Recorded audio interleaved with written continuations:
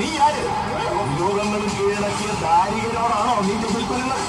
മൂർത്തികൾ, ഗന്ധർവന്മാർ, അപ്സരസുകൾ, സിദ്ധന്മാർ, യക്ഷന്മാർ, യക്ഷസുകൾ, പശുക്കൾ, ആദിത്യന്മാർ, ഭൂതങ്ങൾ, പ്രേതങ്ങൾ, പിശാചുക്കൾ, വിദ്യാധരന്മാർ, കിങ്കരന്മാർ, ഇവരെല്ലാം എന്റെ അടിമകളാണ്.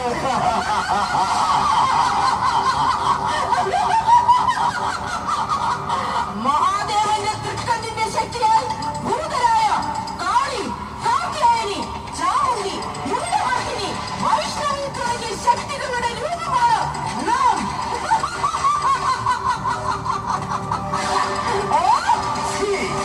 നിന്റെ ശക്തി എനിക്കെതിരെ ഒന്നുമല്ല. നിന്റെ ഒരു പ്രാണിയെ പോലെ ഞാൻ തകർത്തു കുറയും. അപ്രധാനമായ പ്രാണിയോ?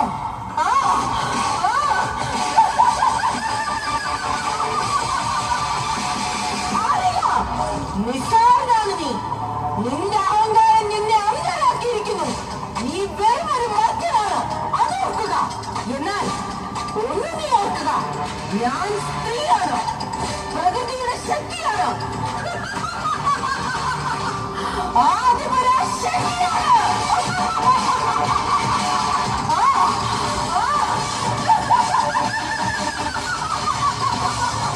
നിന്റെ ദിവ്യശക്തികളാൽ എന്നെ പരാജയപ്പെടുത്തുമെന്ന അഹങ്കാരം നിന്നിലുണ്ടെങ്കിൽ അത് മിഥ്യാധാരണ മാത്രം.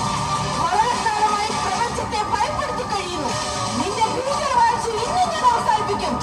ഞാൻ ആരാണെന്ന് കരുതി നീ?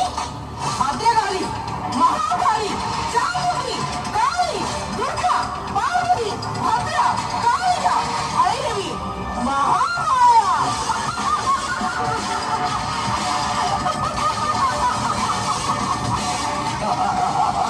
നീ വെറും വിധിയായ സ്ത്രീയാണ്. കർമ്മം പെടുന്ന ദേവന്മാരുടെയും മുനിമാരുടെയും മഹാത്മാവും കേട്ട് ഉള്ളഹിതനായവനാണ് ഞാൻ. പിന്നെയാണോ നീ?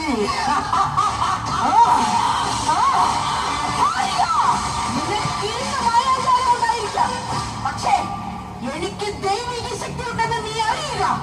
രാക്ഷസനായ നിന്റെ ദുഷ്പ്രവൃത്തി